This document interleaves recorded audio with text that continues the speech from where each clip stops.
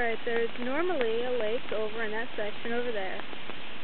There's also a bridge that normally goes across the pond lake. But over here is typically parking lots. Parking lot. But you wouldn't tell, because now ducks are able to swim over it. See, can you see the lines there? That was all parking lots. And then over, about where those, what look like bushes growing on the lake, that's like tall grass that lives in the lake, and around that area is the bridge. So about, yeah. And then down there, yeah. So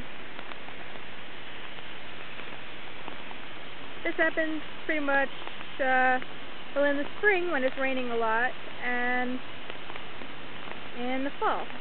In the winter, I haven't been here during the winter. I don't know yet.